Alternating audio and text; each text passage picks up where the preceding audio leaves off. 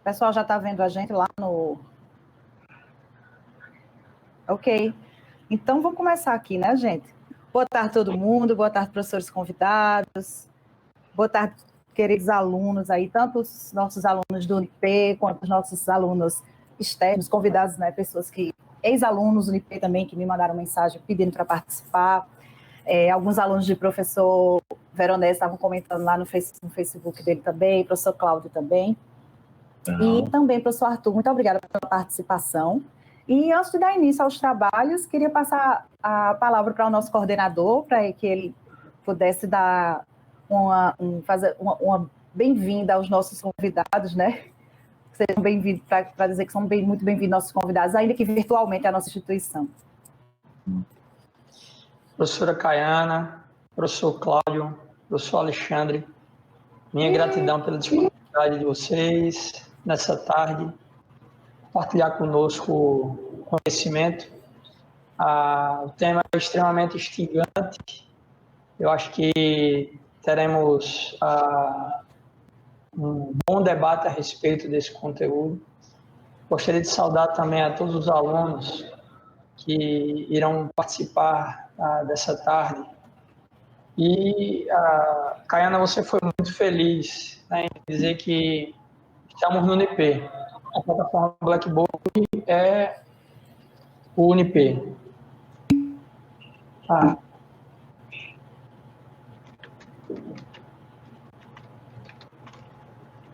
E dentro desse mundo digital que nós estamos, vocês estão me escutando bem? Perfeito, perfeito. Conseguem me ouvir? Excelente. Dentro desse mundo digital que nós estamos, fomos impelidos por uma circunstância externa a criar uma rotina nova de vida, a ordenar nossas ações do cotidiano de uma forma diferente. E a gente está aí fechando o primeiro mês desse ciclo de isolamento, né? E eu acho que a gente já tem uma amostra bem interessante para fazer um recorte. Para alguns colegas que já trabalhavam com digital de uma forma mais verticalizada, como o professor Cláudio, parceiro em outros projetos, não está sendo muito difícil a adaptação, né, Aquila? É só continuidade. E dizer que eu fico muito feliz, professor Alexandre, com a sua disponibilidade em nos brindar nessa tarde, com a sua presença. Cláudio é um parceiro de longas datas, Caiana é uma brilhante colaboradora do time, ao qual eu tenho orgulho de fazer parte. Nós não paramos nossas atividades um dia sequer, durante esse período de contingência, de isolamento social. Pelo contrário, a atividade foi redobrada, nós estamos produzindo de domingo a domingo, e eu fico muito feliz em fazer parte desse time e ter parceiros como os senhores, para poder somar na construção do conhecimento. Mais do que nunca, o conhecimento vai ser uma ponte para retirar o ser humano dessa encruzilhada que ele se encontra agora. Então, mais do que nunca, a produção do conhecimento vai ser essencial. E aí eu fico muito feliz, grato e lisonjeado por poder trazer essas singelas palavras que serão curtas, breves, mas de eterna gratidão. Então, uma excelente palestra. Caiana, muito obrigado pela tua disponibilidade de sempre. E vou deixar os alunos com vocês, que eu tenho certeza que vocês têm muito mais a falar do que eu. Professor Cláudio, quero lhe agradecer, é apenas na ausência de Caiana, mas para registrar, Caiana foi minha aluna também aqui em Campina Grande, e registrar aqui o convite. A gente está trabalhando em algumas outras coisas também juntos, e é sempre uma satisfação ver. Não paga-se muito bem, né, no exercício do magistério no Brasil, mas essas coisas são assim, não tem recompensa maior. Ver Caiana voando, né, desse jeito, se destacando, coordenando iniciativas de impacto desse jeito, construindo as redes dela, absolutamente importantes, mundo afora, como eu já encontrei com ela, é uma satisfação muito grande para mim, me agradecer mais uma vez o convite e a honra, Arthur, e aos dois pela honra de desvirtualizar, pelo menos parcialmente, com o professor Alexandre Veronese, cujo trabalho eu já acompanho há muito, referência para tanta coisa que eu já fiz, assim, e nunca tive a oportunidade de conversar diretamente com ele, embora eu já tenha encontrado muitos discípulos dele aí no mundo afora, mas é a primeira vez que a gente se vê assim, face a face, e eu agradeço a vocês a oportunidade, professor, um prazer meu, uma honra. Prazer é meu também. Me escutam Professora agora? Caiana, quando você estava saindo, eu tinha passado a palavra para a Cláudia, e também gostaria de registrar mais uma vez, professor Alexandre, da gratidão, e seu nome o precede, né? Então, é muito bom tê-lo conosco. Se o senhor quiser fazer alguma consideração também. Obrigado. Bem, eu vou aproveitar então esses momentos iniciais para agradecer a vocês do UNIP, a figura da coordenação e da Caiana, né, pela oportunidade de estar conhecendo, né, o professor Cláudio Lucena também, que eu não conhecia, mas já li textos dele também, acompanho a trajetória dele, acompanho a trajetória dele à distância muito antes dessa questão do coronavírus. Né? Então, né, é um prazer estar com vocês aí para poder discutir esse tema, né, da utilização de meios tecnológicos para o combate, né, ao coronavírus, né, produção de informações. Obrigado, muito obrigado pelo convite. Gratidão nossa, professor Caiano. Obrigada. Naquela hora eu estava dizendo. Vou entrar numa reunião agora. Claro, naquela hora eu estava agradecendo a coordenação de sempre, para tudo que a gente vai investir enquanto professor. A coordenação sempre está apoiando os eventos, as pesquisas, enfim. Professor Veronese, Arthur foi responsável por me liberar, tá, aquele momento em Brasília com o senhor e aqueles outros meses em casa. Então, a instituição investe muito no professor, realmente, e eu só tenho a agradecer. Quem ganha somos nós, Caio. Acho que a gente precisa ter esse olhar de que quanto mais forte o nosso corpo docente for, melhor será o aluno que a gente vai estar transformando. Então, a instituição ela tem uma política séria nesse sentido e investe realmente nos seus profissionais, e você é a prova viva disso. Obrigado pelas palavras. Obrigada.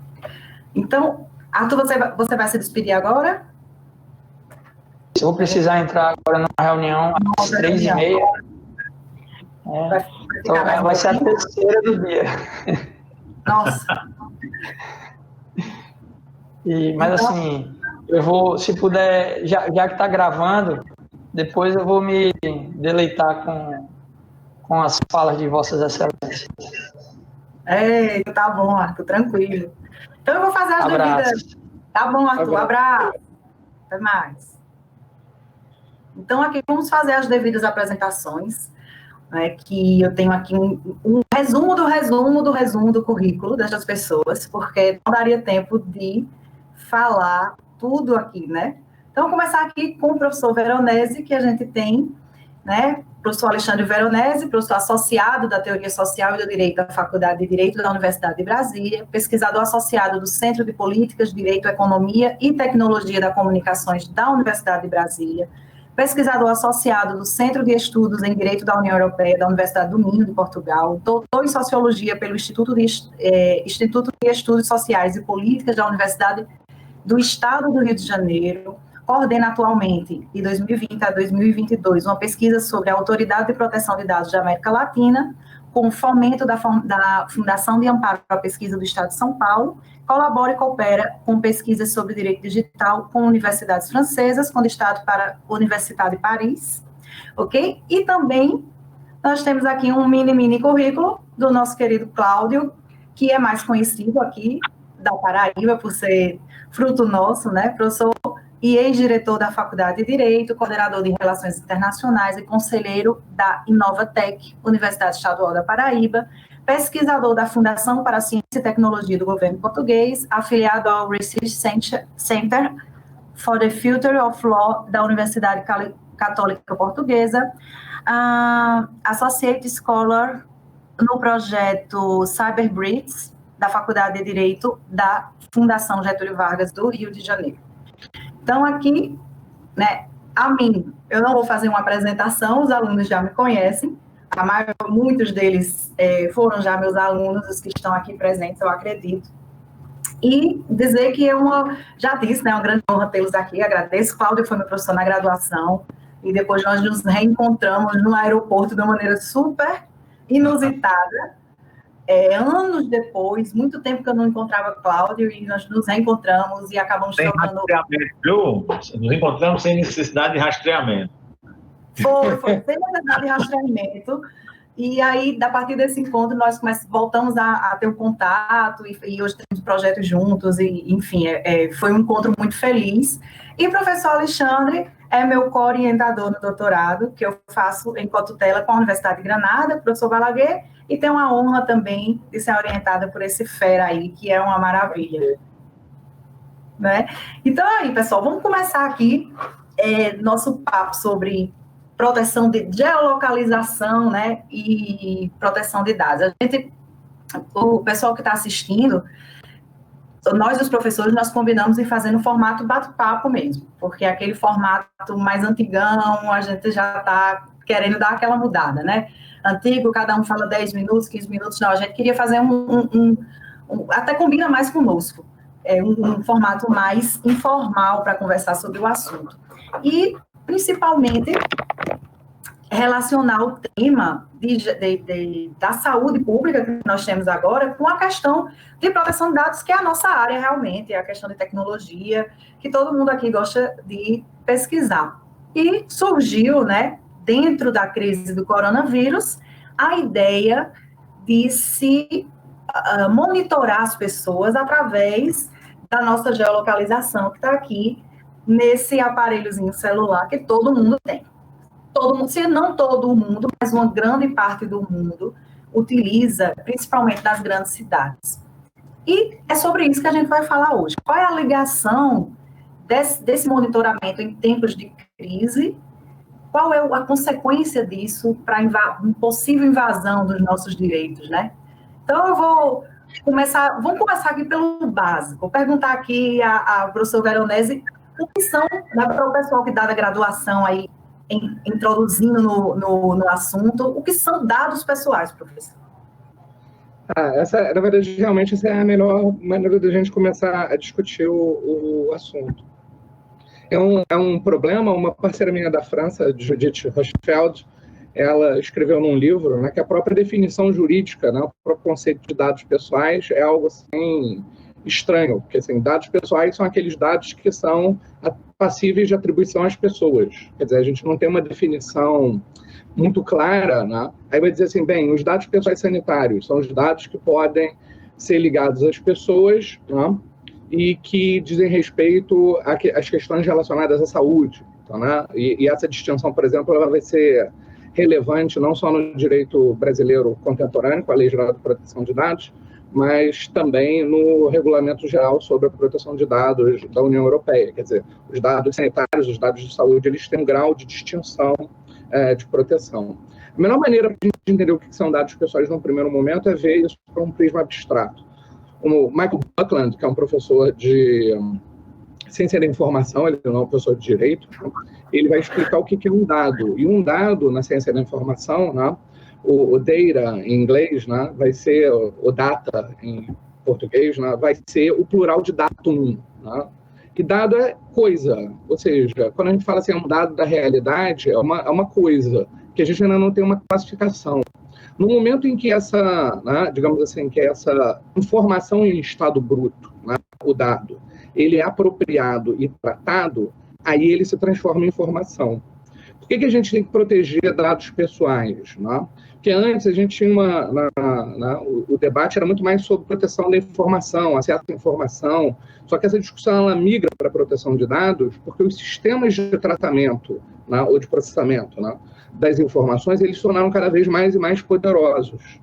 Então a gente diz, bem, é importante proteger esses dados no seu estado primário, não só o dado transformado em informação e já, digamos assim, tratado e consistente de um cadastro, mas ele mesmo na sua origem. E a geolocalização ela é exatamente uma informação, né, em estado bruto que a gente teria dificuldade, no primeiro momento, de imaginar que isso é um dado. Por quê? Os celulares, né, eles funcionam com uma ligação, né, que a gente chama uma ligação, um enlace com uma estação rádio base, e nesse enlace, né, quando a gente vai se deslocando, né, do telefone de uma região de cobertura, de uma estação rádio base para outra, esse enlace ele passa de uma herda para outra. Então, é como se, na verdade, o nosso telefone, isso é a funcionalidade básica da telefonia móvel. Sem isso, não existiria telefonia móvel. Né? Assim, ele vai dizer para a operadora de telecomunicações e para a central que, por exemplo, a Caiana saiu da rua X de João Pessoa e foi para a rua Y, mas não exatamente com essa necessária precisão, mas com base num enlace. Porque o seu celular, ele faz, né? Ele solta a mão, ele faz um handoff de uma herb, de uma estação rádio base, para fazer um handoff de uma estação rádio base. Vocês provavelmente já tiveram essa experiência, né? Quando vocês estavam andando assim na rua, e aí dá uma picotada na ligação, você tem algum problema, assim, entra um chiado, é exatamente esse o processo, né, de handoff que eventualmente faz. Se a gente estivesse, por exemplo, vendo isso, né, ou medindo isso numa transmissão de dados, a gente ia ver, por exemplo, um lagzinho, ia ter né, o fluxo de dados do terminal móvel para a estação rádio base ia diminuir exatamente o que estava sendo feito, né, esse processo de desenlace e de reenlace de uma estação rádio base para outra. Essa funcionalidade básica, como você muito bem colocou, né, ela é um dado em estado bruto. E ela pode ter usos múltiplos. Eu posso usar isso tanto para ver um engarrafamento, o Waze, né, como eu posso ter isso para ver se tem muitas pessoas, né, na verdade muitos terminais, mas aí por derivação, né, extrapolação às pessoas, né, e o pior, eu posso conseguir fazer esse desmonte né, dessas informações tratadas das pessoas e identificar que a Caiana teve ali num determinado lugar, num determinado momento. Só para a gente começar a discutir, eu queria trazer um caso que é um caso americano, né, que foi o caso do Carpenter, foi julgado ano passado, né? Foi julgado pela Suprema Corte dos Estados Unidos da América no ano passado, o caso Carpenter, né? E o que era a discussão do caso Carpenter? Né? Era se havia necessidade de um warrant, né, de uma ordem judicial específica que tem previsão na Constituição dos Estados Unidos da América, né, e tem toda para interceptação telefônica ou telemática, tem todo um conjunto de regras na legislação federal de telecomunicações nos Estados Unidos, né? Se era necessário um warrant para utilizar como prova, né, a prova, digamos assim, definitiva de que o Carpenter estava mentindo, porque o Carpenter tinha sido condenado, né, por um crime, e ele dizia, né, que ele não estava naquele lugar, naquele momento em que o crime foi cometido. Só que a polícia pediu para a operadora de telecomunicações, pediu para uma ordem administrativa, e não para um warrant, né? Não com essa ordem judicial forte. Né? Pediu essas informações, né, esses dados, né, de geolocalização do Carpenter, e tinha a contraprova de que ele estava mentindo. E isso, junto com outros elementos probatórios, né, acabou por condenar o Carpenter. Essa discussão ela foi julgada nos Estados Unidos da América, né, pela Suprema Corte, né, e a discussão, né, lá foi de que, afinal, realmente foi digamos assim, uma vitória, né, da tutela da privacidade nos Estados Unidos, de que para utilizar como uma prova criminal era necessária a concessão de um warrant. Então, veja que, assim, mesmo no direito dos Estados Unidos, né, que a gente normalmente só pensa mais no direito da União Europeia, que é mais próximo da gente, nossa, a gente importou agora o LGPD, as informações individuais de uma pessoa, elas exigem, digamos assim, uma força da atuação estatal, né, para pegar um dado de geolocalização. O caso Carpenter é o meu exemplo para a gente começar esse debate. Outros países, outras tradições, a gente tem ouvido muita história, né, da China, da Coreia, de que eles utilizaram isso com menos rigor. Né? Outros países, outras tradições jurídicas estão lidando com isso de uma outra forma.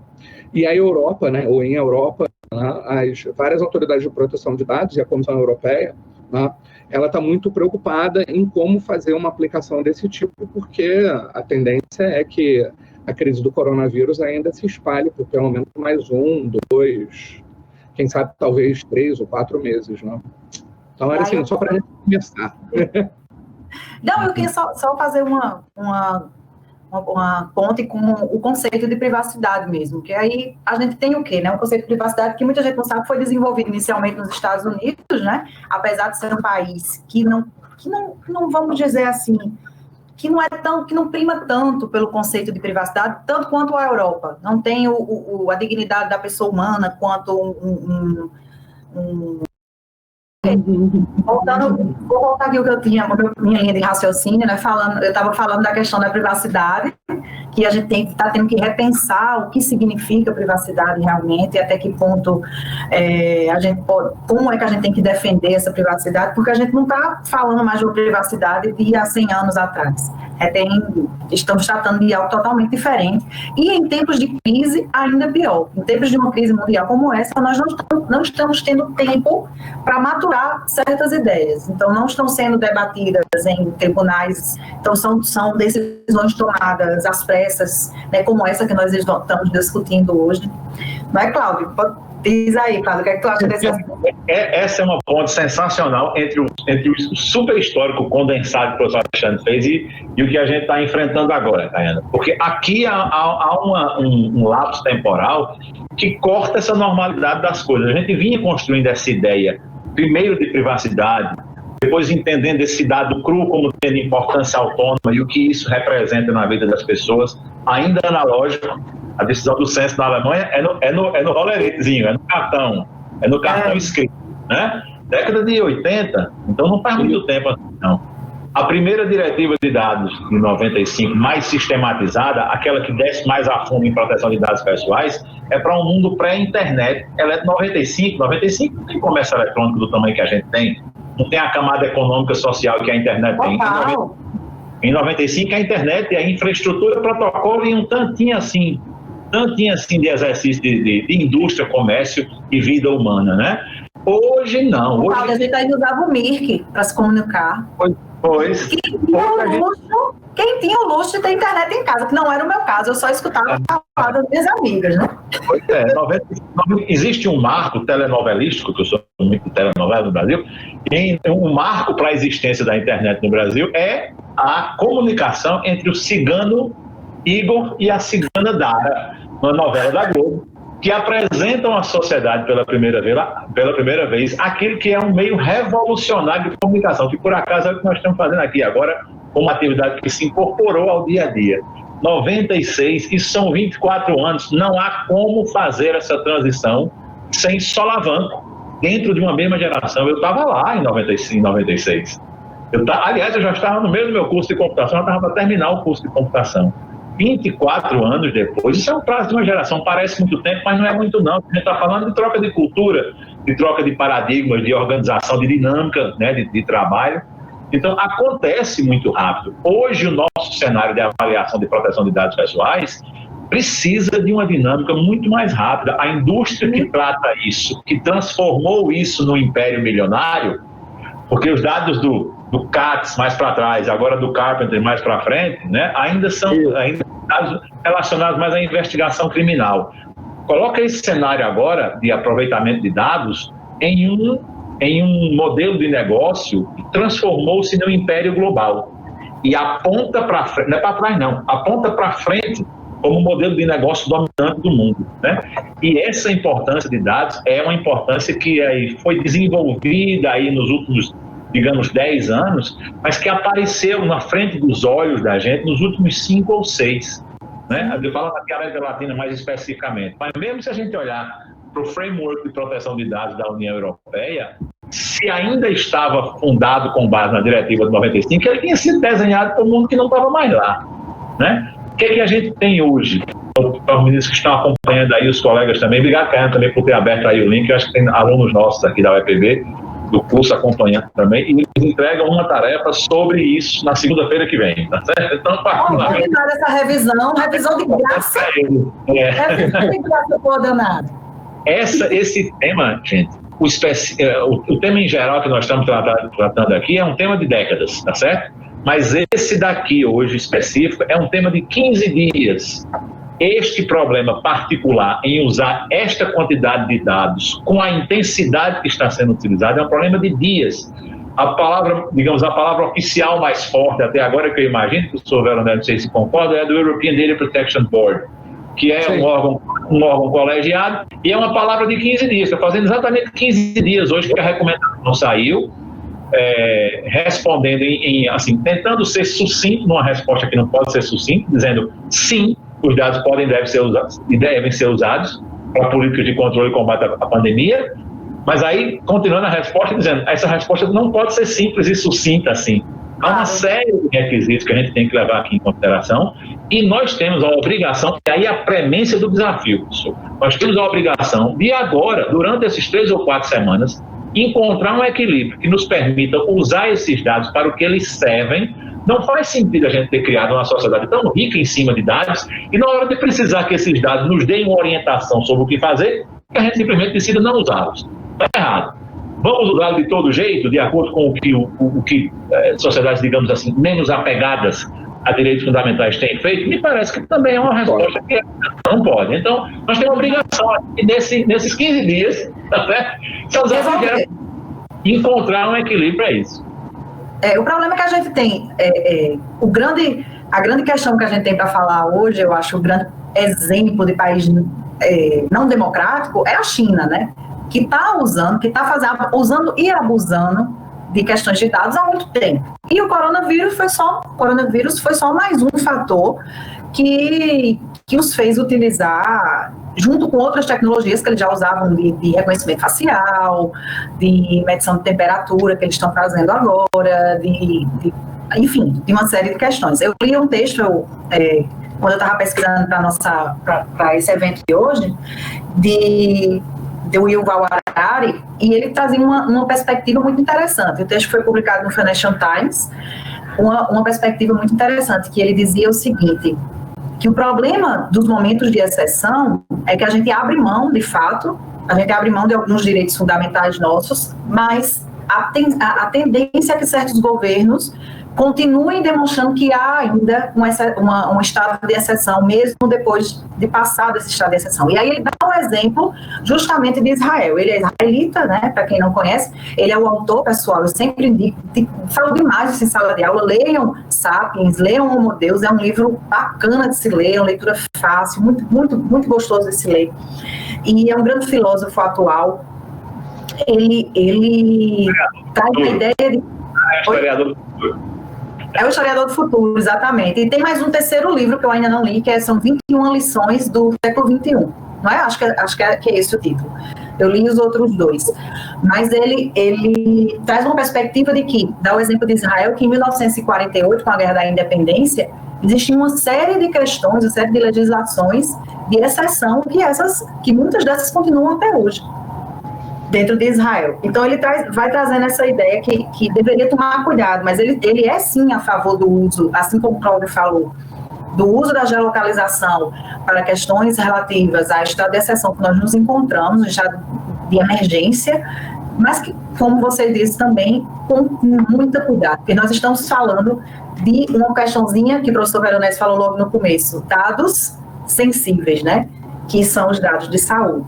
Que tanto no nosso regulamento, que vai entrar em vigor, que agora foi adiado, né, nossa lei geral que foi adiada para o ano que vem, quanto no Regulamento Geral de Proteção de Dados, esses dados são reservados uma parte da legislação específica para se ter um pouco mais de cuidado. Esse, dentre outros dados, como opinião política e etc.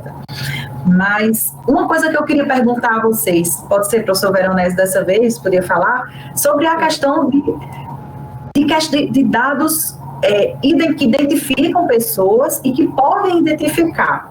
Então, o dado de geolocalização, ele identifica ou ele pode identificar uma pessoa? Tá, vamos lá. Na verdade, assim... Desculpa. Ou nenhum dos dois, né? Ou ele não identifica de nenhuma maneira? Tá, vamos lá. Né? Assim, eu, na verdade, me preparei pensando no nosso debate, né? Assim, com 2 grandes hipóteses de rastreamento de celulares, né? A primeira hipótese seria uma hipótese do movimento global das pessoas e adesão ao confinamento, algo que a gente tem visto na discussão larga nos demais países, né, relacionadas a manchas de, digamos assim, de contágio, mas na verdade o que eu estava preocupado aqui nesse primeiro momento era uma coisa mais ampla, que é para, na verdade, medir adesão a políticas de confinamento, de restrição de movimentação, que nesse momento se apresentam como uma política pública importante para baixar a curva de contaminação e não sobrecarregar o sistema de saúde. A segunda hipótese abstrata, que é algo que eu vi uma discussão forte em Portugal, está ocorrendo contemporaneamente, mas na França também, que são os encontros de um eventual contaminado pelo vírus com outros cidadãos. Né? Aí eu acho que essa segunda pergunta, no primeiro momento, ela estaria mais próxima disso que você levantou. Na primeira questão, né, saiu um artigo no Intercept, que vale a pena ser lido, né, que é um artigo meio crítica, como sempre é, na verdade, ou como sempre são os textos do Intercept, né, eles têm esse punch jornalístico, né, de um jornalismo de investigação, e a jornalista, ela desidentifica uma massa de dados que estava sendo vendida por uma empresa de telecomunicações para governos, para determinadas políticas públicas. No caso específico, era no Espírito Santo, e o uso dessa massa de dados, né, de geolocalização, ela era para a indústria do turismo, era para saber como é que os capixabas eles fazem turismo dentro do próprio estado do Espírito Santo. Então, né, e aí ela pegou essa tabela, digamos assim, porque ela estava aberta por dados públicos pelo governo do estado do Espírito Santo, e ela separando, né, as casos específicos em fazendo determinados cortes, homens, determinada idade, não sei o que, ela acabou chegando e checou e telefonou para a pessoa e conseguiu ter a resposta de que aquela pessoa realmente tinha feito aquele determinado movimento. Então, ela, na prática, ela desanonimizou. Né? A gente fala muito em anonimização. Né? Então, ela desanonimizou esses dados que, no primeiro momento, estariam anonimizados. Então, assim, para discutir aquela nossa primeira hipótese, o grande problema em relação à proteção de dados pessoais é a possibilidade de desanonimização. Ou seja, como você pode ter um processo reverso e encontrar uma determinada pessoa. O segundo são os encontros desse eventual contaminado pelo vírus com outros cidadãos. Né? Uma fisioterapeuta aqui do GDF, que é minha amiga, né, disse que numa cidade pequena, né, daqui do estado de Goiás, eles identificaram, digamos assim, quem era a pessoa, a paciente zero, né, da cidade, e que tinha vindo do exterior, né, e ocorreu uma verdadeira corrente de WhatsApp, digamos assim, não só espalhando mentiras em relação à pessoa, mas ofendendo, agredindo propriamente, né, essa senhora que tinha vindo do exterior, né, com o coronavírus e teria sido, de acordo com essa violência social, né, por WhatsApp, teria sido a responsável por levar o vírus para aquele município. Então, vê que, na verdade, quando a gente está falando em proteger, né, os dados pessoais, né, de um eventual contaminado, a gente tem a gente tem a possibilidade de que ocorram coisas imprevistas, do tipo, desse tipo. Né? Se esses dados eles forem recolhidos e utilizados pelo sistema de saúde, sem que haja vazamento, de forma clara, só para identificar quem são propriamente as pessoas e para tentar encontrar cadeias de contágio, num primeiro momento isso não seria um problema.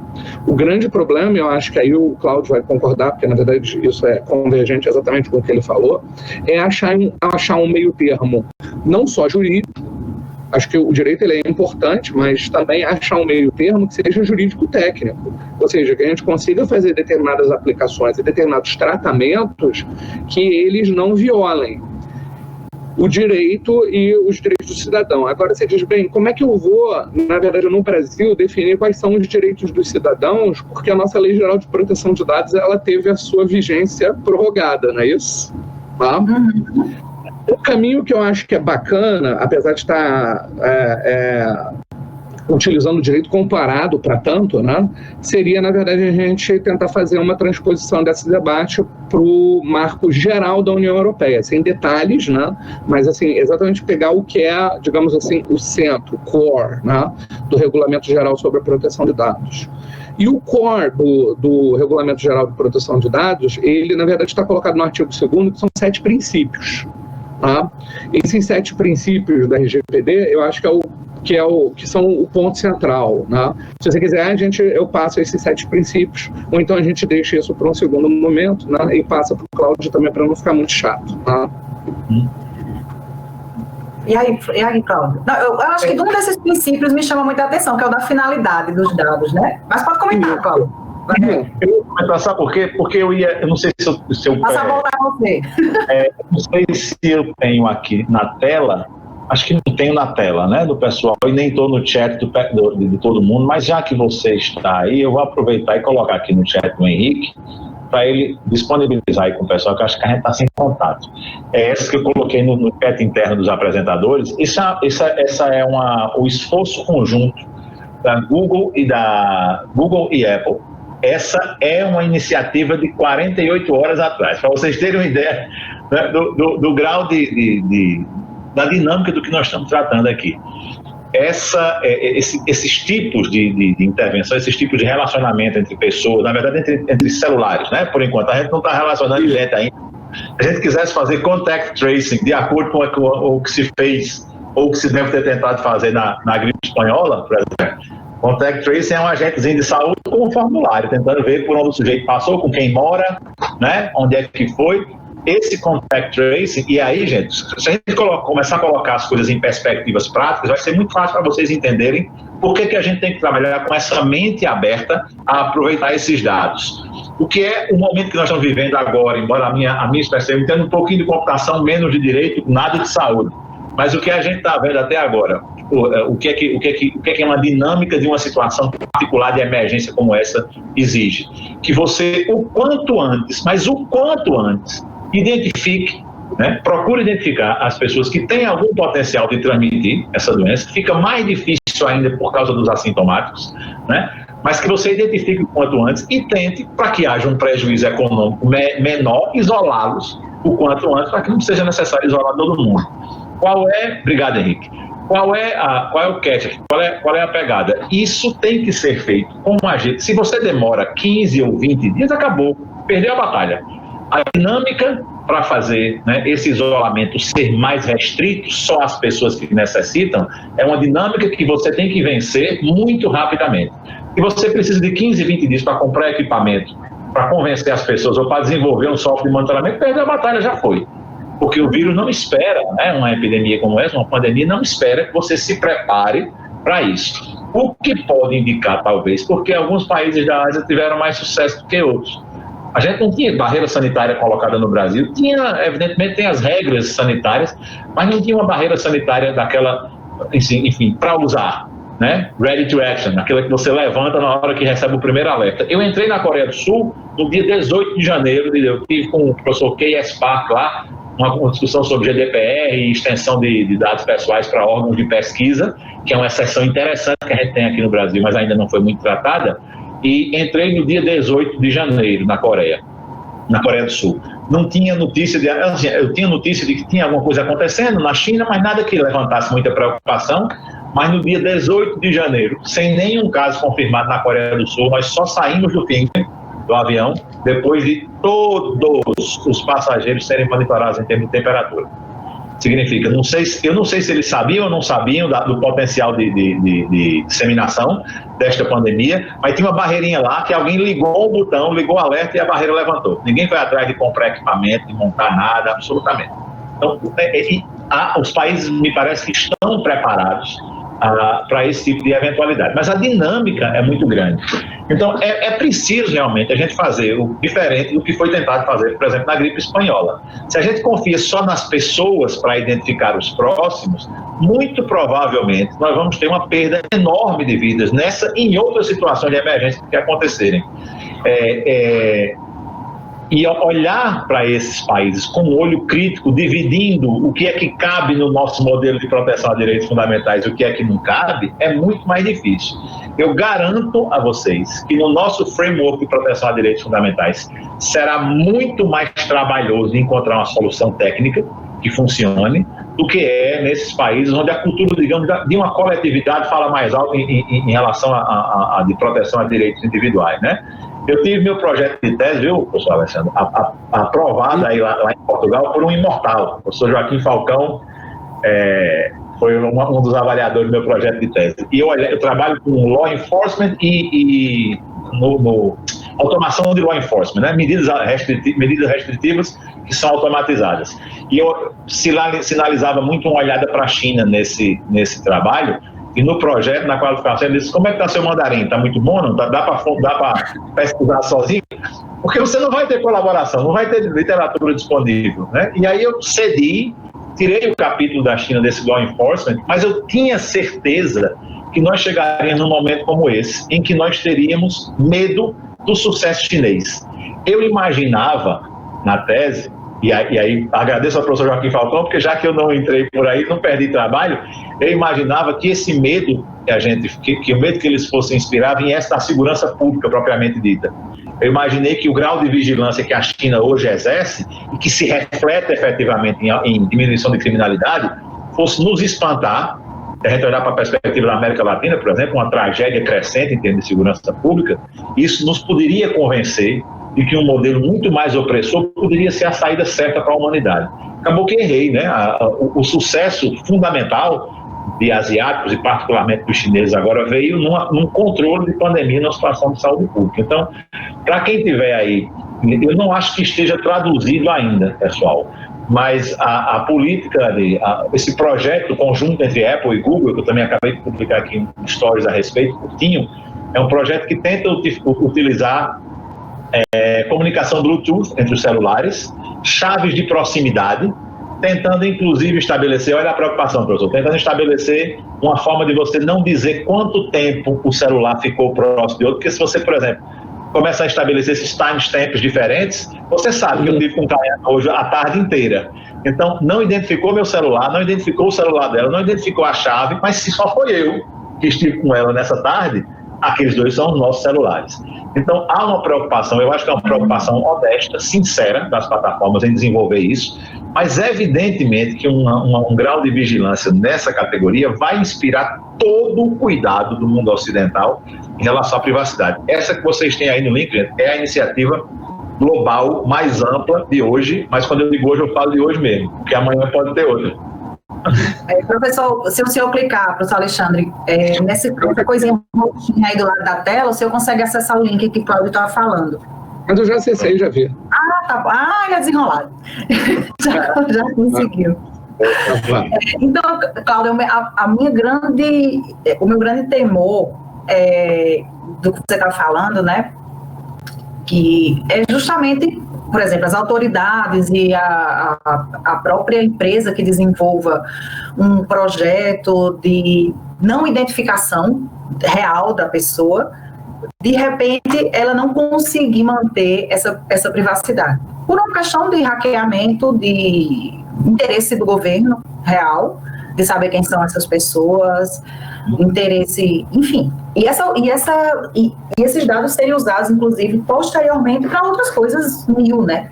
Então, a gente tem que alertar também que, além de questões, a gente está falando muito a questão de governo autoritário, mas também tem a questão mercadológica por trás, que esses dados, até hoje, são muito usados, né, tanto para questões, no mundo ocidental, muito para questões mercadológicas e de eleições, que são muito utilizados também, para influenciar pessoas, para espalhar fake news, discurso de ódio e etc. A gente sabe que isso tem sido muito utilizado, e também é uma questão mercadológica. A minha preocupação é justamente essa: vamos concordar vamos ceder, né? Vamos, não é ceder, porque eu acho que a gente não está escolhendo entre nossa privacidade e a saúde. Eu acho que essa não é a escolha.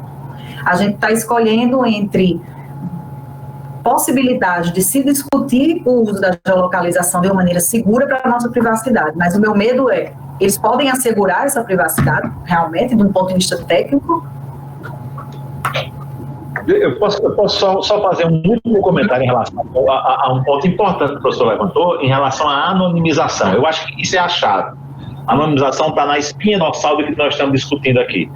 No seguinte sentido: se a gente conseguir padrões técnicos razoáveis de anonimização, nós estamos perto daquele ponto de equilíbrio a que nós estamos nos referindo aqui. Se a gente não conseguir esse grau de anonimização satisfatório, significa que a gente está comprometendo ou assim, se movendo na direção da violação. E sobre a anonimização, aí o conceito computacional de anonimização é interessante. Porque se você vai na carga, se a gente leva simplesmente a carga semântica da palavra anonimizar, semanticamente, o termo vai sugerir que a gente separa pedaços de informação de uma maneira que não se juntam mais. A semântica, para quem não é da computação, da matemática, né, quem não tem o pensamento algébrico, vai entender, não, se anonimizou, nunca mais eu vou poder ser reconhecido a partir daqueles fragmentos de informação. Esta é uma percepção falsa, como uma nota de R$3. Tá certo? A anonimização não é switch que você liga ligado e desligado. A anonimização é potenciômetro. Você regula. Então, há técnicas que você aplica que garantem, que asseguram um pouco mais, que diminuem o risco, acho que essa é a expressão certa, que diminuem o risco de reidentificação, e há técnicas que são simplesmente pseudo-anonimizações. E isso é muito importante, por quê? Porque essas técnicas, de novo, gente, estão sendo utilizadas aqui no Brasil hoje. No estado de São Paulo, essas técnicas estão utilizadas pelas telecomunicações, né, pelas empresas de telecomunicações, que tem, veja só, se a gente não entrar um pouquinho mais no detalhe, fica difícil de entender. Como é que as empresas de telecomunicações, que têm dados cadastrais da gente, por excelência, como é que ele manda conta? Como é que manda conta com o endereço? Como é que manda SMS personalizado para o seu celular? Então, tem dados pessoais. O modelo de negócio das teles, utiliza necessariamente dados pessoais. Significa dizer, as telas não podem fazer anonimização? Não, mas vão ter mais trabalho, porque a base de dados original dela tem, daquela base de dados constam, por lei, dados pessoais. Então, o trabalho que ela precisa fazer nesses dados, que vai envolver, gente, operações computacionais, que eu posso descrever algumas mais simples, separar a base de dados, criptografar, né, algumas coisas dessas mais simples, até a aplicação de algoritmos de autenticação mais sofisticados. Mas, aqui é a pegada, computacionalmente, se alguém fez esse caminho da anonimização, alguém, em algum momento, sob o aspecto computacional, também pode fazer. Como é que as normas de proteção de dados pessoais se dirigem a isso para resolver o problema? Estabelecem critérios subjetivos de reversibilidade. Então, hoje, a Lei Geral de Proteção de Dados brasileira, que nesse aspecto é um espelho aproximado de todas do mundo, diz o seguinte: os dados serão considerados anonimizados em termos aí, quando for necessário fazer um esforço muito grande, sobre-humano, para poder fazer essa reversão. O que significa dizer, a lei entendeu que o processo de anonimização é reversível, por excelência, matematicamente reversível, mas estabeleceu uma coisa que a gente tem muito costume em direito, gente, uma presunção. Estabeleceu uma presunção. Não é que o dado, a partir dali, não possa ser reidentificado, os dados não possam ser reagrupados e reidentificar uma pessoa, mas simplesmente o direito diz, não, este nível de esforço me satisfaz. Se você aplicou esse nível de esforço, que hoje poderia ser separação de bases de dados distintas, criptografia forte nas bases, não contar entre elas. Pronto. Esse é a princípio, hoje poderia ser um bom ponto de partida para você estabelecer dados anonimizados. Mas, a rigor, esses dados sempre podem ser reidentificados. Para voltar aqui e fechar que a gente está utilizando, no Brasil, hoje, eu não tenho noção de como funciona o modelo das telecoms. Não consegui ainda ler como é que as telecoms estão fazendo para o governo de São Paulo. Mas tenho contato com uma startup aqui de Pernambuco, né, já estive com eles aqui em alguns eventos, ela chama-se Inloco, vou colocar também aí para vocês, e a Inloco é responsável, gente, por uma outra modalidade de monitoramento, esse que o professor Alexandre falou no começo, que é mais de mapas de calor, e é um monitoramento muito mais privacy friendly, digamos assim. Por quê? que é mais fácil para a Inloco fazer isso? Porque o modelo de negócios da Inloco, de cara, não coleta dados pessoais, os diretos, né? Conjunto de dados identificáveis não tem jeito, porque é muito difícil você tirar valor de dados sem identificação. Então, algum conjunto de dados se coleta. Mas, por exemplo, a Inloco coleta necessariamente o grande modelo de negócio da Inloco é geolocalização em espaços fechados. É um dos melhores algoritmos do mundo, melhor do que todas as grandes plataformas do Vale do Silício. Coleta tempo que o sujeito fica em sessão, links direcionados, né, lá para dentro, e alguns parâmetros internos do aparelho, do celular. Mas não coleta nome, CPF, identificação, nenhum documento. Esse modelo de negócio, Caiana, que já nasce sem a necessidade de olhar para os dados pessoais, me parece que pode fornecer, nesse momento agora, um grau de anonimização mais próximo do que o padrão legal exige hoje. Uhum. Eu acho que eu já ouvi falar dessa Inloco. É o caso dele, uma questão comercial, seria funcionar dentro de shoppings, dentro de lojas, é isso? Não é menos assustadora a finalidade, não. A ideia é lhe mostrar no próximo monitor aquilo que você pensou 2 ou 3 passos atrás. Sim. Aquilo que você pensou em... Eu sei o que você está falando, eu pesquisei sobre isso, mas eu vou tentar explicar para o pessoal que está escutando a gente, que tem menos intimidade com proteção de dados, e aí você me corrige se eu estiver errada, porque eu acho que eu já pesquisei sobre essa empresa, e a ideia, pessoal, seria mais ou menos isso. Você está andando no shopping, está procurando, não sei, gravata borboleta, para fazer uma referência aqui ao professor Alexandre, que ele adora, a marca dele preferida, e ele hoje não veio de gravata borboleta.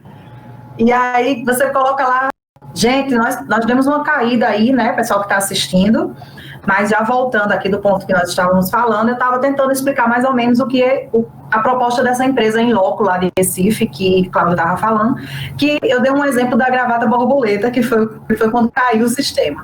Que eu disse o seguinte: você está num shopping e acessa o seu celular, e lá você pesquisa por gravata borboleta. E esse mesmo celular daqui a pouco vai te dar a indicação de uma loja no shopping que está com promoção justamente daquele produto que você está pesquisando. Eu já vi também, Cláudio, eu não sei, eu acho que é a mesma lógica. Por exemplo, você começa a pesquisar, você vai numa loja de carros e daqui a pouco começa a chegar mensagem da concorrente. Então aí eu achei também bem interessante. Chega promoções da concorrente. Pois é, e isso daria para a gente fazer um outro debate, porque o uso comercial desses dados está muito mais na linha da preocupação inicial do professor Alexandre. Sim. Aí cai dentro de um momento de normalidade, né? Proteção ao consumo, titular. Dá para debater com mais tranquilidade. Ela não tem a mesma temperatura desse debate aqui que a gente está, porque é um debate entre, a rigor, se a gente descuidasse muito, nós estávamos aqui arriscando a continuidade da raça humana, né? E aí a temperatura do debate aumenta muito. Exato. Pois é, então a questão de como está sendo manejado em São Paulo, o que é que vocês acreditam, né? Acha que foi professor Alexandre, você acha que foi adequado a maneira como está sendo imposta, né? Até onde eu sei, não foi revogado nenhum tipo de decreto, continua funcionando a ideia do uso da geolocalização. Sim ou foi revogado em São Paulo? O uso de localização, se foi revogado em São Paulo, eles já estão utilizando isso lá, né? Estão utilizando lá em São Paulo. Veja, assim, são 2 coisas diferentes. Porque, assim, eu acho que a geolocalização é uma utilização da geolocalização para mancha de calor, né, e medir. Como a Inloco, inclusive, ela foi notícia nos jornais porque ela exatamente ajudou a mostrar e chegar a um percentual que estabeleceu um ranking, digamos assim, de adesão às políticas de restrição de movimentação. Né? Que eu até não gosto de falar de confinamento ou de quarentena, né? Porque, na verdade, elas hoje são políticas no Brasil, né? Digamos assim, de self-restraint, de autorrestrição. Né? Eles estão pedindo, olha, você fica em casa, né? Mas, por exemplo, se alguém for para a rua, em princípio, ninguém está sendo restringido, não tem um toque de recolher.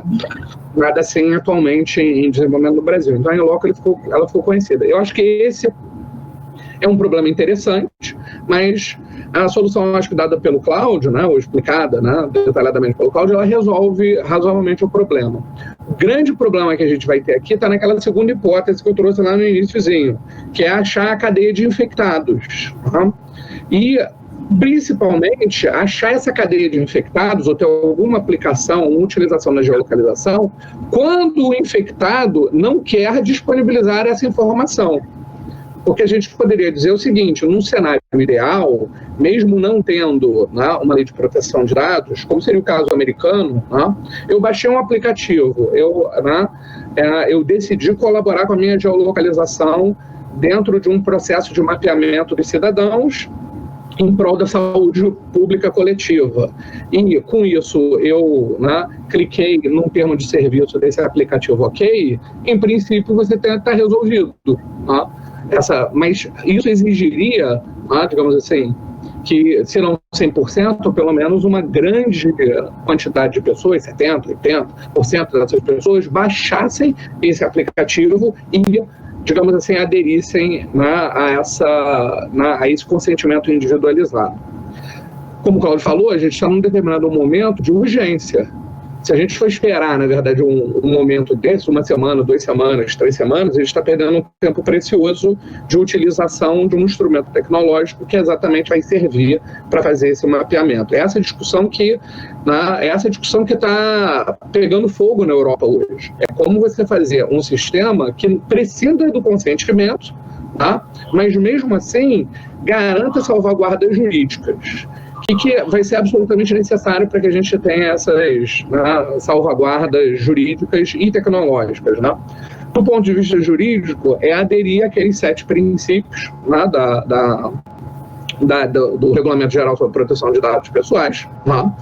E dentre os quais o último princípio, né, que ele vai ser o mais relevante do ponto de vista tecnológico, que é o princípio que em português de Portugal ficou como a responsabilidade, né? Que tem o mesmo problema para a gente, da dificuldade de traduzir a palavra em língua inglesa, né? Que é accountability. Né? Esse accountability, né, ou essa responsabilidade, né, porque para a gente responsabilidade é um termo mais amplo, né, não é só accountability. O accountability ele de certa maneira é um pouco mais preciso para esse caso. Né? Ele necessariamente vai exigir a possibilidade de que esses sistemas, esses programas, né, e as bases de dados, enfim, tudo, né, o tráfego, né, os monitoramentos, que isso tudo possa ser auditado. Né? Ou seja, que isso seja de uma forma aí concernente com o primeiro princípio, né? Que é o princípio da transparência. Né? Ou seja, apesar de identificar as pessoas, que isso possa ser feito de uma maneira que eu depois possa afirmar, né, em caso surja uma dúvida, né, de uma potencial violação de privacidade, que na verdade essa violação de privacidade ela não ocorreu. Né? Então, eu acho que aí esse é o ponto central. E eu acho que esse é o grande problema.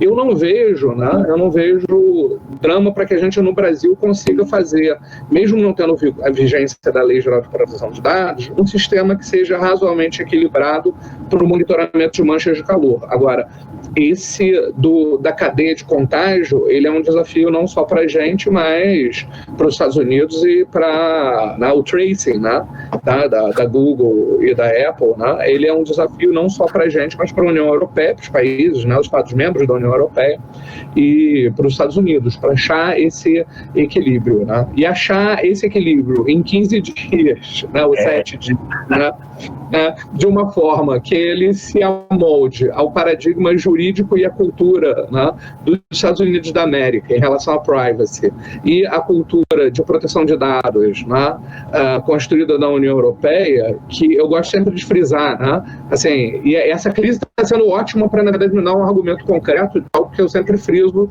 e que parece um pouco mais abstrato. A União Europeia ela não é um monólito, né? Assim, você não tem a dúvida de que a Polônia tem mais dificuldades de fazer law enforcement, né, para garantir direitos de cidadão do que, sei lá, talvez a Alemanha, Então, assim, a União Europeia, ela é uma união, é um processo de integração, mas ela é uma união assimétrica em termos de capacidades institucionais. E isso vai ser algo também que eu acho que vai ser um grande desafio, você conseguir fazer. Por quê? Porque a Comissão Europeia não conseguiu também, tem aí agora hoje uma briga entre a Comissão Europeia e o Conselho, que é, na verdade, a Comissão Europeia como se fosse assim, os executivos técnicos, de certa maneira, e o Conselho são os chefes de Estado. Então, assim, tem uma briga entre os Estados Nacionais e a União Europeia para fazer isso, porque, por mais... Se a gente pegar o RGPD vai te dizer o seguinte: no momento que a gente está falando de dados sanitários, os Estados-membros, eles estão liberados para fazer medidas mais restritivas para proteger o direito dos cidadãos. Agora, e a contrário o censo, o RGPD ele diz o seguinte: olha, então, consequentemente, os estados eles não estão liberados para fazer legislação e para criar normas jurídicas que sejam mais lenientes em relação aos direitos da proteção de dados. Esse é o enrosco jurídico. É achar esse equilíbrio jurídico mínimo, que atenda aos 7 princípios e que consiga ser difundido por todos os Estados-membros da União Europeia. Foram negociações de anos dentro das políticas de mercado único digital para conseguir fazer o roaming único na União Europeia. Fazer com que você pegasse um carro, fosse para a Alemanha, você não tivesse que pagar uma tarifa, digamos assim, internacional, Assim, para todos os telefones na União Europeia eles terem um roaming local. Só que, a gente não tem anos para fazer isso. A gente tem uma situação que é absolutamente dramática e rápida. E não ajuda, professor Alexandre. Agora eu vou mencionar aqui um autor de menos credibilidade, mas agora a gente tem saudade da NPD que a gente nunca viveu, Porque se a gente tivesse... Eu ia dizer isso agorinha. Se a gente estivesse vivendo esse momento, até para crescimento da própria autoridade. Veja só, a gente estava esperando a autoridade surgir e a gente estava esperando solavancos na instalação, E veio um terremoto. Veio um terremoto. A gente estava esperando aqui uma doença, um choque, e veio um choque anafilático completo. Se a estrutura da NPD estivesse sido montada agora, ela sairia dessa estrutura. A NPD, gente, é o Regulador Nacional de Proteção de Dados, É a agência... Autoridade. O nosso regulador, que devíamos ter criado em dezembro do ano passado, que agora já ficou para frente, estão nomeados alguns nomes do Conselho, não estão os diretores, e agora com adiamento, muito possivelmente isso fica para mais alguns meses na frente. Esse era o órgão para responder a dúvida da professora Caiana. A dúvida era: como é que a gente garante que eles não estão? A gente não garante. Se a academia se colocar na frente, se a sociedade civil se colocar na frente, ou os órgãos de investigação, que eu garanto a vocês, aqui tem 2 ou 3 no Brasil, 2 ou 3 órgãos públicos de investigação com condição de ir fundo para saber se, por exemplo, a anonimização que as telecoms oferecem em São Paulo, que eu acredito que é plenamente possível de oferecer, se está de acordo. Se é o que a Inloco, eu acho que é mais fácil, porque a Inloco já passou por um teste de estresse na investigação do Ministério Público do Distrito Federal e dos Territórios. Então, eles já passaram por um primeiro teste de estresse no inquérito civil público, lá conduzido pelo Frederico Seroy Weinberg, que é um dos nomes do Ministério Público que atua aí na proteção de dados no Brasil. Mas como nós não temos a estrutura construída dessa autoridade, que era, primeiro, quem deveria dar os guidelines para como a gente deve agir. Eu acho que compartilhei com vocês agora, de novo, um outro link, reforçando o que o professor Alexandre disse, dessa questão da União Europeia quer ser mais união do que quem viveu por lá vê que é. E é um desejo dos europeístas, é um desejo realmente muito forte e muito sincero. A prática é um pouco distante disso, porque as diferenças ainda são muito, muito fortes. E acabei de compartilhar com vocês aí um link que acabou de sair, mais uma recomendação do European Data Protection Board. A head, a diretora, é a Andrea Jelinek, que foi a comissária para o Digital durante muito tempo lá na União Europeia. E essa havia, durante os últimos 3 dias, eu não estou dizendo nada de muito antes de 5 dias para cá, gente. Ao longo dos últimos 3 dias, havia das autoridades, dos reguladores de dados, uma necessidade, ou pelo menos um pedido para que o European Data Protection Board, que é o Conselho Europeu de Proteção de Dados, desse diretrizes básicas de como esses aplicativos deveriam se comportar, talvez até sugerir a criação de um aplicativo único para a União Europeia inteira, porque controlava melhor os princípios que o professor Alexandre mencionou, né? E acho que a partir dessa comunicação, eu acho que o board se livra disso e diz, não, vocês vão olhar aí qual é a situação de cada estado e vocês apliquem as diretrizes, relativizem o que acharem que devem relativizar em cada estado, olhem os testes, né? Porque esses testes são básicos, gente. Seja transparente no que você quer. Seja transparente no que você quer. Eu vou fazer isso, a tecnologia que eu faço é isso. Todo mundo vai entender. Se a gente não conseguir ser super transparente agora, se vocês começarem a clicar dentro do documento Google Apple, ele hoje tem 3 anexos, cada um com 6 páginas. Não tem condição nenhuma de você descrever essa tecnologia a fundo em 12, 16, 18 páginas. Não tem como você descrever em 18 páginas, mas é o que tem até agora. Coloca ali, transparência. Finalidade, para quê? Eu preciso monitorar uma situação de emergência e ir atrás de resguardar o interesse público de saúde. Pronto. Mantém essas regras. Não desvia esses dados coletados para essa finalidade para outra coisa lá na frente. Estabelece prazo. Olha, nós precisamos controlar essa situação de forma mais intensa nos próximos 3 meses. Depois desses 3 meses, nós vamos reavaliando, não havendo necessidade, esses dados estão descartados e o procedimento de descarte está documentado. Documenta tudo que vai fazer e, na maioria das vezes, sempre que for possível, anonimiza. Assim, é um roadmap que eu estou aqui tentando simplificar muitas vezes, mas o roadmap é esse. Diz para que faz transparência, anonimiza, guarda com segurança. Não coloca isso numa base de dados que um vendedor, né, de base de dados agregada vai ter acesso a uma senha, vai capturar aqueles dados e vai sair jogando para a companhia de seguro e hospital privado. Quando você chega na Heritage, na Riachuelo, ele está sabendo seus dados lá. Pois é, então são requisitos muito, muito básicos. Esses problemas estão muito, muito presentes aí, mas eu acho que isso aqui a gente está perdendo muito. Se a gente tivesse hoje um regulador, ele cresceria nesses 6 meses, o que talvez a União Europeia demorou 30 anos para construir em termos de proteção de dados pessoais.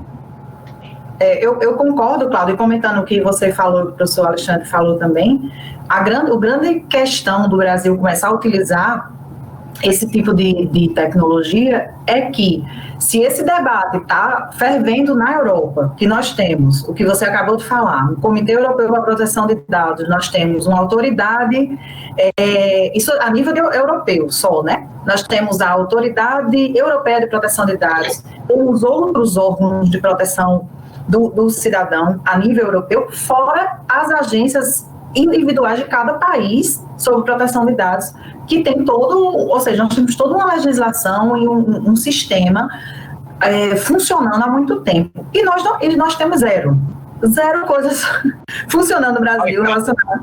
Nós temos um modelo muito semelhante de proteção a direitos de titulares muito amplos, assim, que é o modelo de proteção ao consumo no Brasil. Está redondinho, está muito bem, mas não é do dia para a noite. Você não inaugura ele hoje, não nomeia as pessoas hoje para elas irem se acostumando com aqueles conceitos e daqui a 2 ou 15 dias elas estão prontas. Né? Então, nós temos um modelo redondo de proteção ao consumo no Brasil, mas ele demorou 20 anos para maturar. Né? Demora. E outro ponto também, falar uma questão que o professor Alexandre falou, em relação à possibilidade de um aplicativo em que as pessoas baixassem esse aplicativo para monitorar a situação de saúde. Ainda teríamos que contar com um convencimento de solidariedade dessas pessoas, né? E isso é um curto espaço de tempo. Então, o professor Balaguer publicou um texto que ele me enviou por e-mail outro dia, até publiquei no meu Instagram, muito bom, que falava que o texto era justamente sobre essa questão da solidariedade, como o menos solidariedade durante essa crise agravou as questões. Quanto menos solidários nós fomos. Então, sempre o debate, era uma coisa que me chamou muita atenção que ele trouxe, o debate no início da crise mas só vai atingir pessoas idosas ou enfermas. Então, tá ok para mim. Então, com essa ideia de não se importar com quem é mais vulnerável, a gente foi deixando a crise se alastrar e agora está atingindo todo mundo por causa da economia, quer queira ou não. né? Então, ainda temos esse desafio de pensar numa questão de solidariedade e global. E ainda mais, outro ponto que ele levanta também, que é bom a gente falar, uma questão que agora a gente começa a ver uma briga política em vários países, né? Entre se isolar, aquele país se isolar, não, vamos aumentar essa ideia de que somos nacionalistas, de que não queremos estrangeiros, sobe muros, o problema foi o estrangeiro que veio para cá, foi o chinês que comeu um morcego não sei aonde, ou então tem uns milhões de teses da conspiração de que o chinês produziu o vírus e agora é um ataque comunista ao mundo. Tem esse tipo de questão versus uma questão de que nós temos mais um problema global que não pode ser mais resolvido pelo Estado-nação. Ou seja, nós temos mais uma situação em que a globalização ela vem nos mostrar que nós precisamos nos unir o mundo inteiro, não só o país específico, que a gente já vê até no Brasil a dificuldade da polarização, mas unir políticas realmente de solidariedade, de compartilhamento de vacina, compartilhamento de tecnologia, compartilhamento de material, de médicos, inclusive. Então, temos uma série de questões, até sociológicas, né, professor Alexandre, que é da área de sociologia, para se resolver e voltando em 15 dias. Como é que faz, professor? A gente tem eu acho muito importante repisar esse ponto que o Cláudio falou sobre eu diria que assim, eu pensei em fatalidade, né, mas não é fatalidade, é uma coisa, é um processo social, né, construído, né, foi uma escolha política de não apostar na institucionalização de uma autoridade de proteção de dados, né? E desde o momento, seja uma escolha política, porque, sei lá, estava lastreada em argumentos de Estado mínimo, né? Não podemos crescer o Estado, né? Sei lá, alguma coisa desse tipo, ou de fardo regulatório, né? Que é o termo, né? Regulatory burden, né? Quer dizer, não aumentar o fardo regulatório das empresas agora, isso vai ter custos, né? Isso, e deixa a gente, de certa maneira, numa situação ruim, né?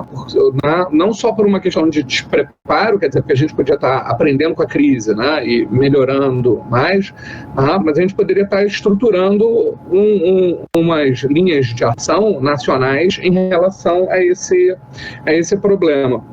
Por um lado, né, acho que a gente tem essa questão nacional.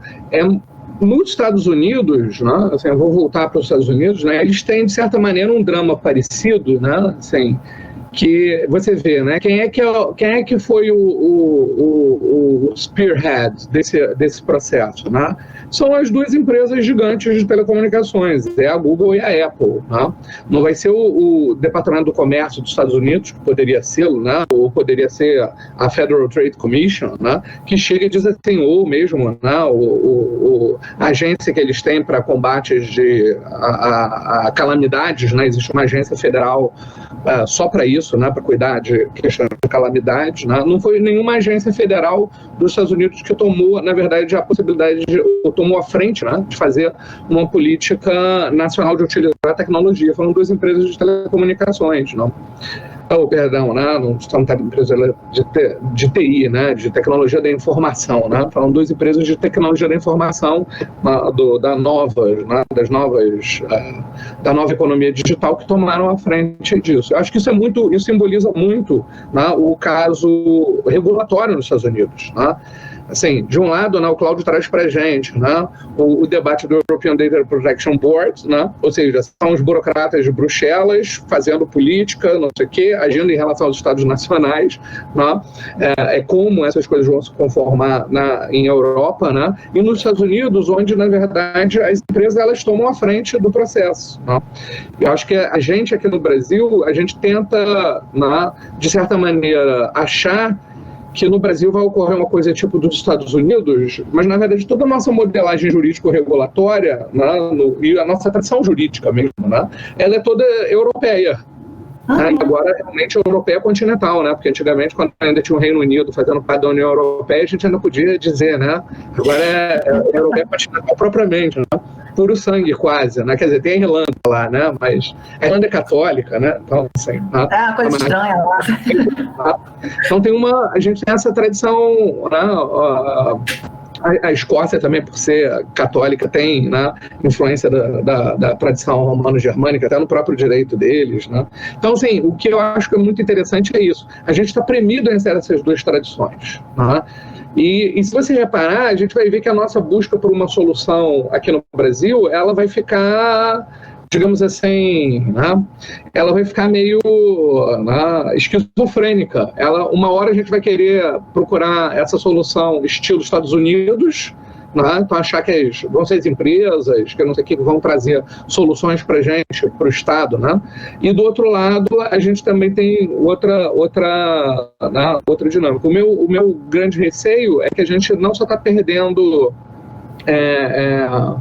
a oportunidade de regular esse processo, né? Mas a gente corre o risco de, por conta dessa coisa esquizofrênica, de não saber se é o Estado que faz ou se é a empresa que faz, que a gente perca o bonde de fazer isso nacionalmente e repita o drama que a gente está tendo com o respirador, que a gente está tendo com a EPI, que a gente está tendo como máscara, que é importar mais um pacote tecnológico da fila de desindustrialização que a gente tem no Brasil, de décadas, em vez de construir uma solução de software, né, de empresas, né? Não precisa ser em loco, né? Mas de um conjunto de desenvolvedores brasileiros, né? De gente que produz software, que está aí, né? E que pode ser atropelado por isso, por uma venda de um pacote grande da Google, Apple, da Microsoft, né? Que a gente crie essas soluções tecnológicas de forma dependente, não autônoma, que para mim era o caso mais importante, né? Uhum. Eu acho super importante, Caiana, e confirmando aqui e ressaltando de novo o que o professor Alexandre lembrou, é impressionante como nós, na hora que baixamos as barreiras da burocracia e o fantasma do medo pegou nos nossos calcanhares, quanto a gente produziu de coisa interessante aqui no Brasil. Eu não vou nem sair da minha universidade aqui, onde a gente começou aqui a entregar e já esgotamos, acho que já esgotamos entre o pool da Universidade Pública da Paraíba, já esgotamos o fornecimento de máscaras de proteção para todo o pessoal de saúde do Estado e já começamos a fornecer para a segurança pública. Nós já estamos começando a imprimir na UFPB válvulas substitutas para os respiradores que a gente ainda nem, né, não esgotou essa capacidade, mas a gente já sabe que as válvulas vão quebrar. A gente já começou a fazer isso também. Começamos a avançar. Esse tempo de pandemia, Caiana, é um acelerador, é um pé no acelerador do tempo, que a gente talvez só sinta lá daqui a um tempo. Algumas coisas estavam batendo na trave e a timidez não deixava acontecer. A telemedicina era uma delas. O que a gente está fazendo aqui também, porque por mais experiência pontual que a gente tivesse nisso, a gente não teria experiência estruturada de estar fazendo isso 2, 3 vezes por semana, que é o ritmo da gente agora. Fora as reuniões ordinárias. Né? O monitoramento entra nessa conta também. O monitoramento estava no red line ali de todo o governo que queria para efeito de política pública e toda empresa particular que queria para efeito de política comercial agressiva. Esse monitoramento estava no red line. Nesse momento agora, o tempo acelera, né? O tempo acelera. Então, mas eu acho que a gente pode usar essa aceleração para o bem também. A gente viu acontecendo muitas coisas importantes, né, durante esse período. Ensino, telemedicina, nós temos aqui atendimento pela universidade, atendimento psicológico para os profissionais de saúde e da universidade do estado inteiro, com o nosso curso de psicologia. O nosso reitor, por acaso, é da psicologia, tem uma forcinha dele aí, mas não é uma iniciativa dele só, ele teve que combinar e ajustar isso com os colegas de departamento. Então parece que a gente, de repente, conseguiu destravar um monte de processos que de criatividade não dependia, porque se aconteceu agora é o contrário. Se aconteceu agora na pressa, significa que a gente era criativo o suficiente para ter estruturado isso antes, né? Então, das coisas, entre as muitas coisas negativas e dessa perda de vida lamentável que a gente sofreu e ainda vai sofrer nesse processo, a gente fica sempre na esperança de que saiam algumas coisas boas também, né?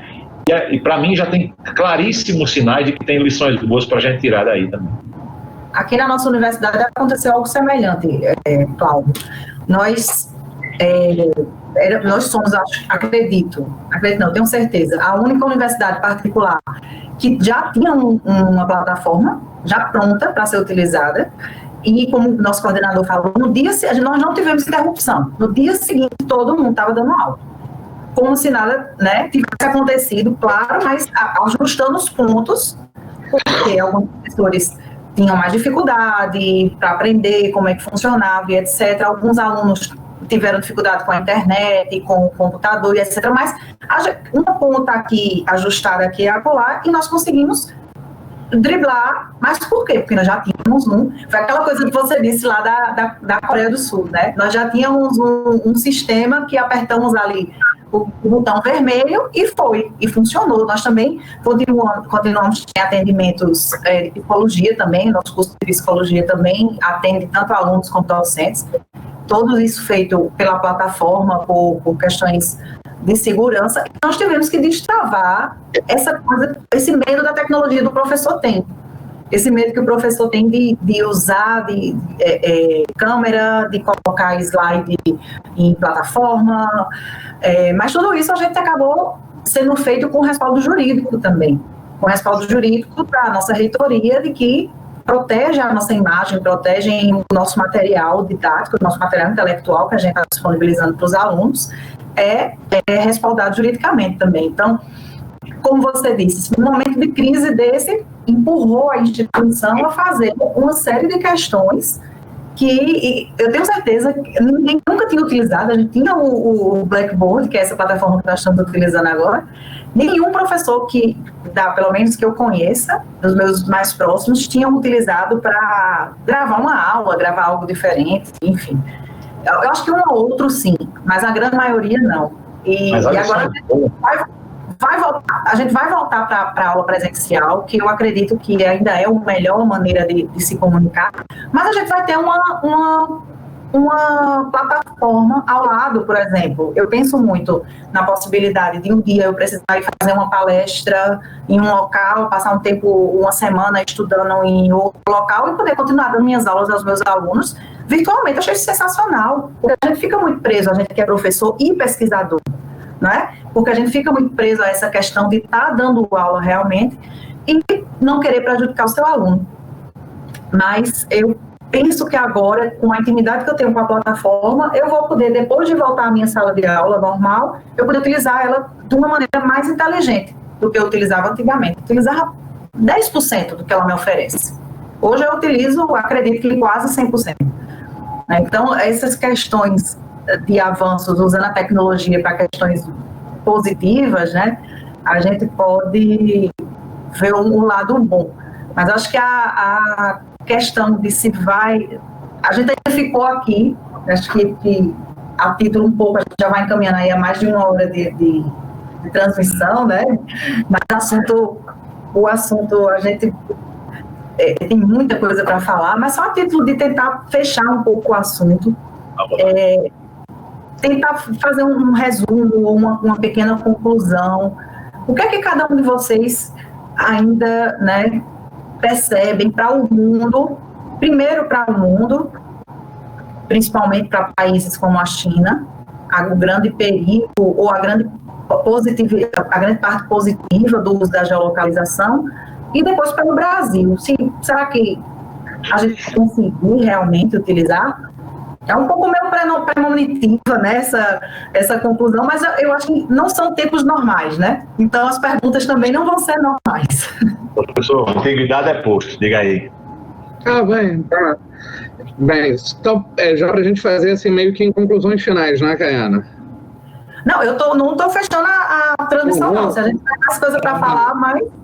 Eu acho que a gente tem, nesses últimos dias, né, porque assim, a gente está tratando desse tema, como muito bem precisou o Cláudio, né, a gente está tratando desse tema meio que no calor do momento, né. Então, tem, acho que 2 alertas, na verdade um alerta que eu acho que é sempre interessante, que é do Edward Snowden, né. O Edward Snowden, ele publicou e divulgou vídeos, né, preocupado com essa questão do monitoramento, achando que isso daí pode ser, né, e ele tem experiência, né, vivida nisso, né. Isso pode, na verdade, destravar esses processos, não numa perspectiva criativa benfazeja, como colocou o Cláudio, né? Mas exatamente por o lado negativo, ou seja, não só das empresas, mas dos estados, no meio desse momento, conseguirem se apropriar dessas tecnologias que vão ser desenvolvidas para gerar, para gerar soluções para a área sanitária e levar isso para monitoramentos comerciais e eventualmente, né, um monitoramento mais sutil, né, e eficiente dos cidadãos para segurança pública, terrorismo, etc. Né?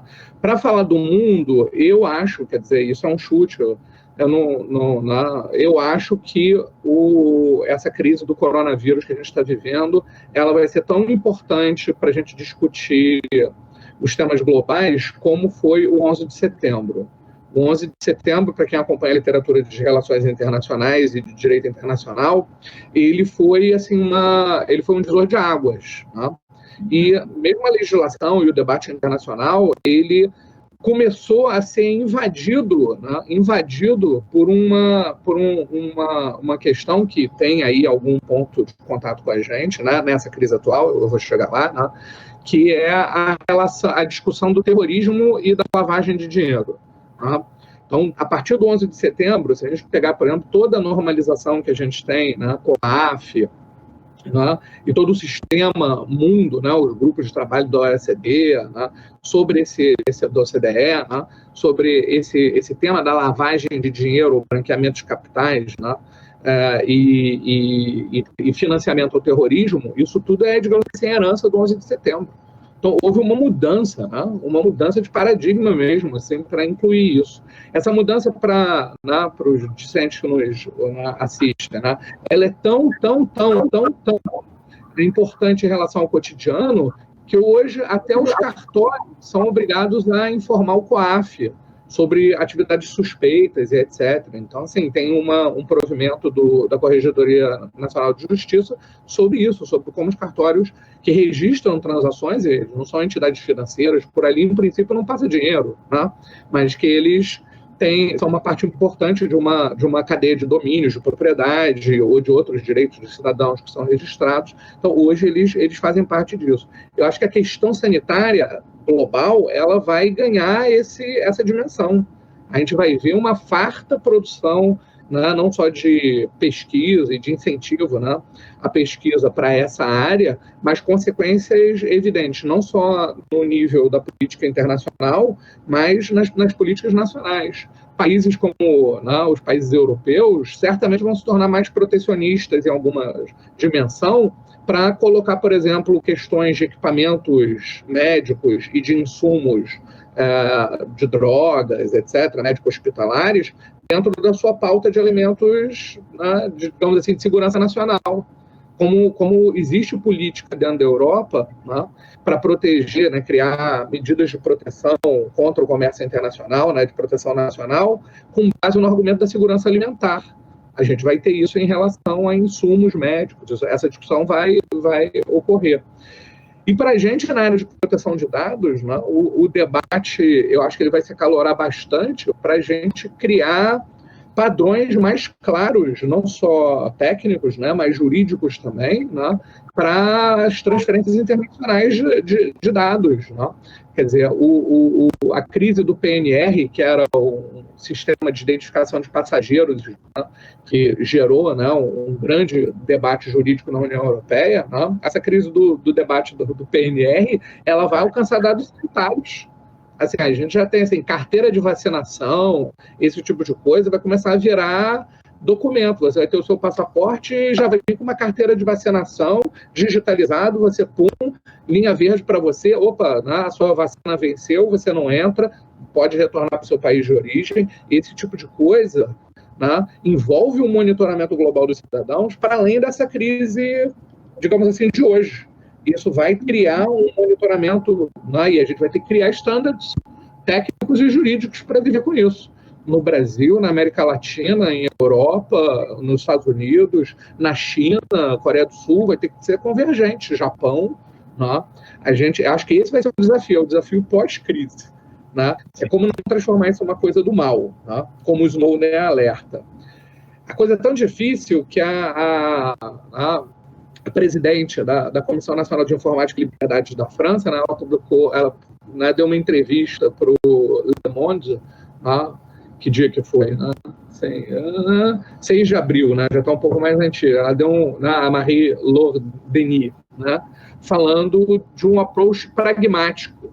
Né, e aí a entrevistadora chega assim, peraí, mas você está dizendo então que a gente vai ter que baixar os nossos estándares de proteção, né, ver como é que isso é o problema, entendeu? Assim, o que é um approach pragmático? Assim, a gente não sabe, ela mesma não consegue definir, entendeu? Então, assim, acho que o desafio, a gente vai ter um desafio jurídico e não ter uma autoridade de proteção de dados para estar vivendo esse momento é uma lástima. Tá? Vamos ficar nós, né, Cláudio, Caiana, né, acadêmicos discutindo isso, mas não tem alguém ali técnico vivendo 24 horas, né, esse problema, como o pessoal do SUS está vivendo no aspecto do SUS. Né? Eu tenho certeza, por exemplo, que o SUS vai ser a mais forte dessa crise. Né? Assim, e a gente perdeu esse momento, que é um momento ruim, triste, né? Mas as crises, né? Parece que foi de autoajuda, né? Da crise vem uma oportunidade. Né? Esse momento final foi uma coisa coach, né? Não é isso, né? Mas, assim, mas é uma verdade.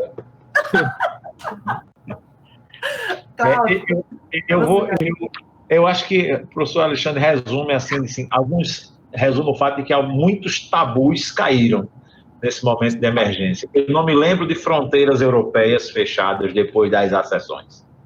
Não sei se eu estou perdendo algum momento histórico aí em alguma coisa, ou se não houve. Fronteiras europeias, depois das respectivas acessões, jamais foram fechadas. Era uma experiência de integração, é ainda uma experiência de integração, que a despeito de todos os obstáculos, e eu tendo vivido em Bruxelas durante um ano, pelas instituições, você sente a tensão, o atrito é nos braços ali. É muito difícil, mas é com muita boa vontade e é ainda um processo muito, muito bem sucedido de integração. Mas eu acho que alguns tabus caíram agora, né? E a livre circulação, por exemplo, jamais será a mesma. Nenhum dos passos, e acho que aqui é o cuidado, gente, nenhum dos passos que a gente abrir agora é reversível. Nenhum passo que a gente der para frente, nesse momento, ele dá para trás. Tudo que a gente abrir, tudo que a gente relativizar agora, ele será para o bem e para o mal, viu? Nem esse uso de tecnologia, por exemplo, para capacitação e educação, nem a telemedicina volta, né? Como é que vai se comportar em termos de normalidade? Com essa loucura que a gente está hoje, trabalhando cercado de equipamento? Muito provavelmente não, com essa intensidade. Mas os passos de vencer o atrito inercial que a gente deu, ninguém dá-los para trás.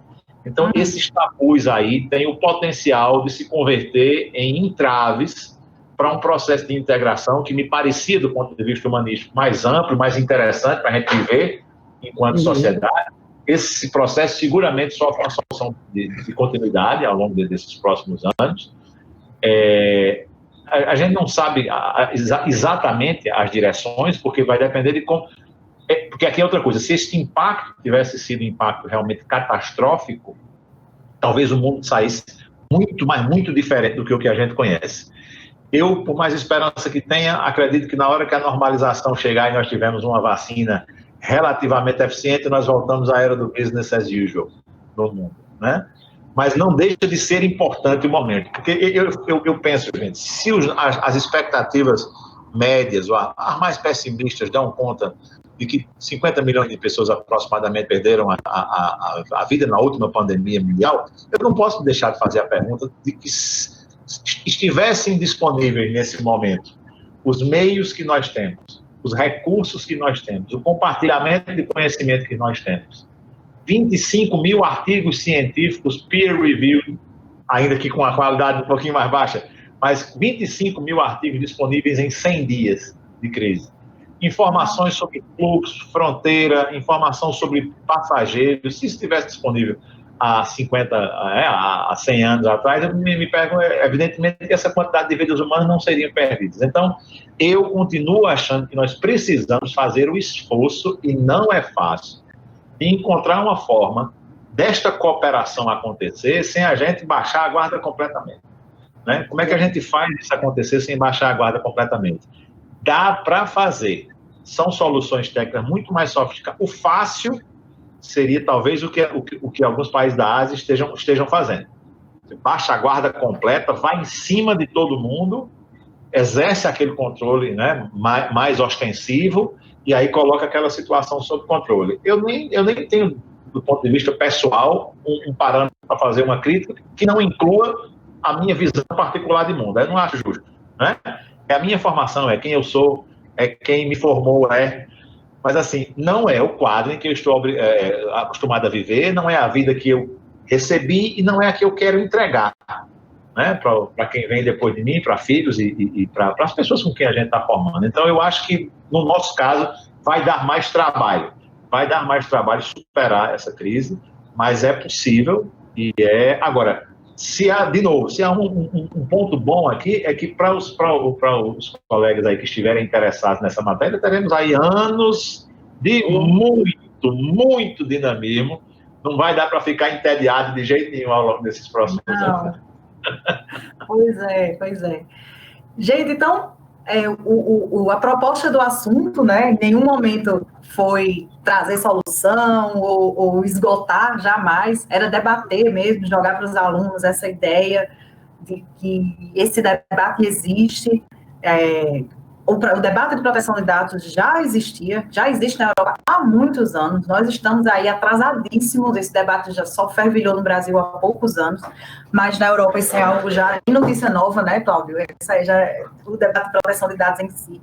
Mas para quem tem interesse, quem está começando, estou falando para os nossos alunos que estão nos assistindo, que a última notícia que eu tive é que nós estamos com 193 ouvintes, um público muito alto para um dia de prova, inclusive, que eles têm prova já. Tiveram prova de manhã, estão em semana de prova, então agradeço todo mundo por esse tempinho que vocês tiraram para estar aqui conosco, ainda que virtualmente. Para falar para vocês que isso é um âmbito de trabalho, um âmbito de investigação acadêmica, um âmbito de investigação técnica também, que vocês podem escolher, que nós escolhemos, né, mas que vocês também podem escolher estudar e seguir por esse caminho, que é um caminho que vai impreterivelmente necessitar de pessoas qualificadas, e nós não temos pessoas qualificadas o suficiente em parte nenhuma do mundo para tratar com a urgência que a gente vem necessitando. Já vinha necessitando, e diante dos últimos fatos, mais ainda, né? Queria agradecer demais a essas duas pessoas incríveis pela possibilidade de estar aqui, tanto academicamente, com currículos invejáveis, quanto como pessoas que eu tive o prazer já de conviver com ambos pessoalmente e continuar tendo projetos. Então, é uma grande satisfação quando a gente pode conhecer na academia pessoas que unem currículos extensos e humildade ao mesmo tempo.